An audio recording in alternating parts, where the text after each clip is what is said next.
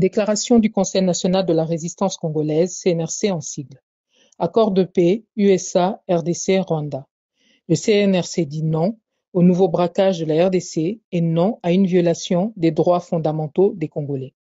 Sous couvert d'une promesse de paix factice, les États-Unis veulent imposer un accord qui viole à la fois le droit international et les droits fondamentaux du peuple congolais. L'accord en gestation met à nu les véritables objectifs des signataires. Le CNRC s'insurge et met en garde Félix Tshisekedi et Thérèse Kaikwamba. Paris, le 26 juin 2025. Suite aux pourparlers amorcés depuis des semaines entre le régime moribond de la RDC, le régime criminel de Kigali et les États-Unis, pays agresseurs de la RDC, par pays proxy interposés, il a été annoncé la signature prochaine d'un accord dit de paix entre la RD Congo, le Rwanda et les États-Unis. Depuis le début de ce projet, le Conseil national de la résistance congolaise et de nombreux autres Congolais n'ont cessé d'alerter contre cette initiative dont le fondement biaisé présage d'une autre forme d'aggravation de la crise congolaise et non de sa véritable résolution. Les germes d'une déstabilisation plus profonde de la RDC. Malgré les tentatives du CNRC de faire entendre raison aux différents acteurs impliqués dans ce projet, l'annonce faite le 18 juin 2025 d'une signature prochaine du prétendu accord de paix confirme que les États-Unis d'Amérique ainsi que les régimes en place en RDC et au Rwanda sont déterminés à spolier, à nier les droits fondamentaux du peuple congolais tout en continuant à piétiner le droit international. Félix Tshisekedi et Thérèse Kaikwamba n'ont pas qualité pour engager le peuple congolais. Il est paradoxal et même particulièrement inquiétant que le gouvernement américain qui parle de déverser en RD Congo plus de 500 milliards de dollars en 15 ans ne semble pas suffisamment préoccupé par la qualité et surtout la légitimité des membres du gouvernement congolais qui veulent engager la RDC.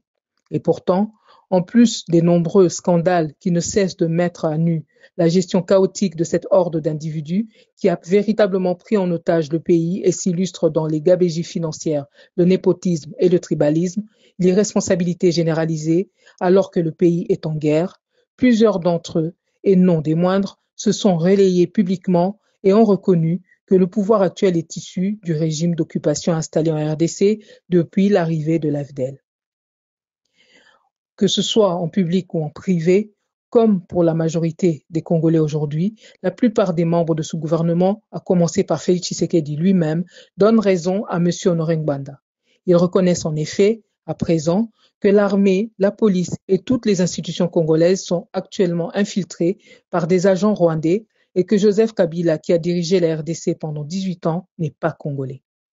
Plusieurs compatriotes dans l'entourage proche de Félix Tshisekedi ont même fait parvenir des messages au CNRC, y compris pour demander pardon ou demander surtout de les aider à venir à bout de la situation actuelle. Malheureusement pour beaucoup d'entre eux, malgré une certaine prise de conscience, ils ne veulent toujours pas prendre des bonnes décisions face notamment aux trahisons avérées et répétées de Félix Tshisekedi. Par exemple, alors que ce dernier reconnaît lui-même la déstabilisation dont la RDC fait l'objet de la part du Rwanda, c'est pourtant lui aussi qui ne cesse de procéder à la nomination des sujets rwandais au sein du gouvernement, dans notre armée, etc., sans jamais être interpellé par une classe politique devenue complice du gouvernement au Parlement.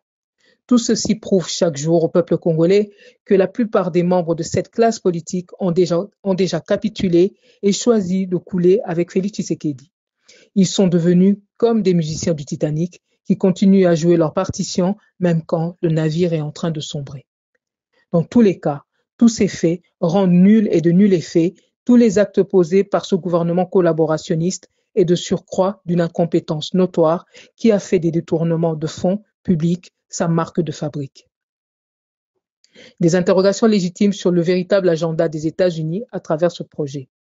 De ce fait, la précipitation avec laquelle agissent les États-Unis, dont différents lobbies déterminés à faire main basse sur les minéraux de la RDC sont à la base de l'actuelle déstabilisation de notre pays, confirme que les Congolais ont des raisons de s'inquiéter des véritables objectifs que cache ce projet d'accord que l'on essaye de faire passer à tout prix pour un acte salvateur pour le peuple congolais, tout en entretenant une véritable opacité, puisqu'il n'est même pas prévu que cet accord soit examiné par le Parlement congolais avant sa signature.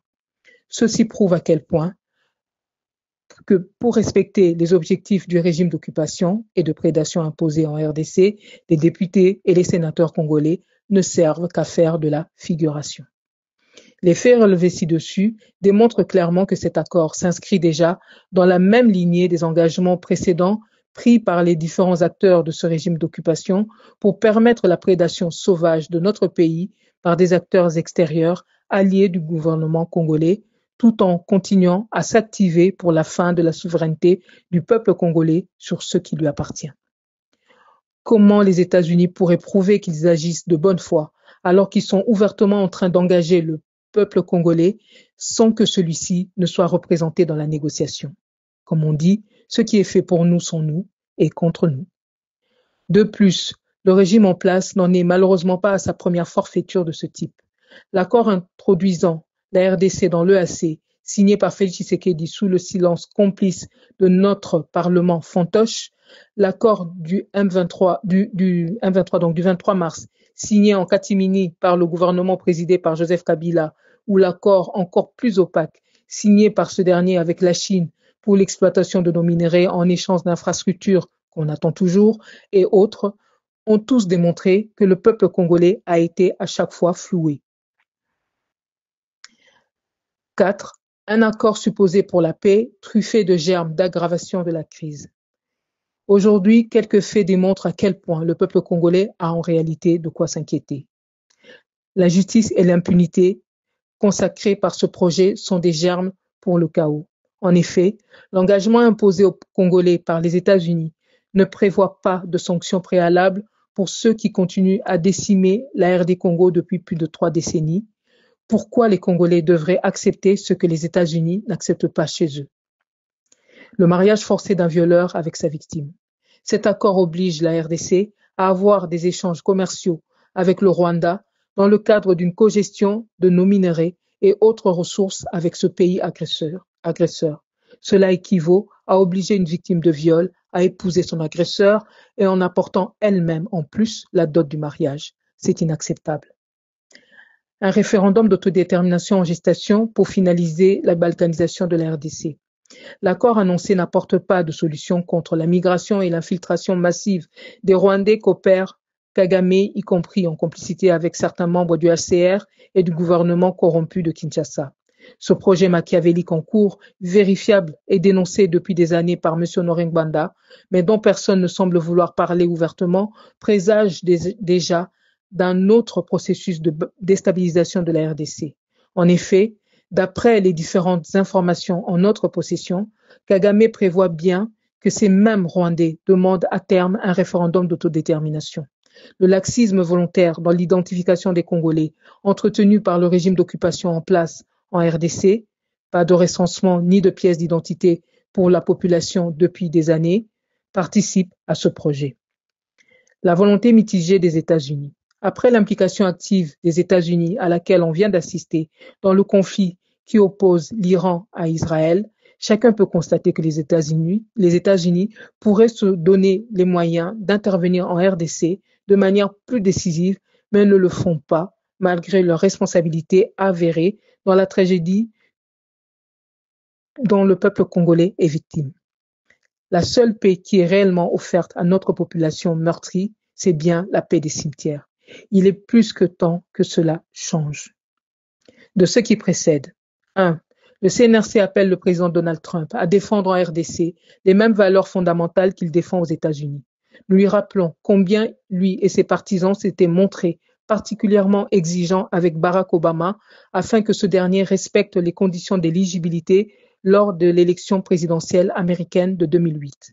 De même, le monde entier a suivi la manière dont le président Donald Trump et ses partisans se sont battus bec et ongle pour contester des irrégularités lors des différentes élections présidentielles auxquelles Donald Trump a participé, sans compter sa volonté de combattre l'immigration clandestine. Il est donc totalement contradictoire et d'autant plus inacceptable que l'actuelle administration américaine vienne cautionner en RDC ce qu'ils combattent aux États-Unis. 2. Il faut plus que jamais rebattre les cartes en RDC en écartant définitivement les personnalités congolaises les moins fiables de la gestion du pays. Il faut mettre un terme à la politique qui équivaut systématiquement à garder de la poussière sous le tapis ou à trouver des consensus qui s'appuient sur une mosaïque de mensonges. La solution durable et définitive à la crise congolaise ne peut reposer que sur le respect de la vérité et de la justice. Cet accord ne s'inscrit pas dans cette vision et sera porteuse d'autres conflits dans l'avenir. 3. Le CNRC met en garde Félix Tshisekedi et Mme Thérèse Kouaïkwamba qui, sans mandat du peuple congolais, s'apprêtent à finaliser le jeu de dupes dans lequel ils se sont engagés en allant brader la République démocratique du Congo.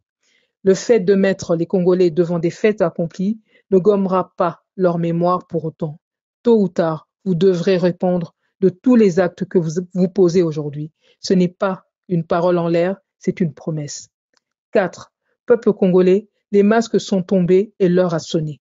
Ce que nous devions savoir, nous le savons. Ce qui compte à présent, c'est ce que nous avons à faire. Le CNRC appelle donc tous les Congolais à prendre la mesure du danger qui guette notre pays et à faire le choix de nous mobiliser et d'accélérer tout ce que nous faisons pour récupérer de toute urgence le contrôle de nos institutions. À l'heure où les ennemis du Congo s'activent pour nous donner le coup de grâce final, soutenons et soyons tous désormais des Wazalendo aux 4 coins de la République démocratique du Congo. Rejoignez la résistance et ensemble libérons la terre de nos ancêtres. Rien ne nous arrêtera. Ingeta. Paris, le 26 juin 2025, pour le Conseil national de la résistance congolaise, CNRC en sigle, et Lingbandis, Candide Okeke, responsable du pilotage stratégique du CNRC, collaboratrice de M. Noringbanda de 2005 à 2021, VPN à Pareco, responsable du site web www.résistancecongolaise.com.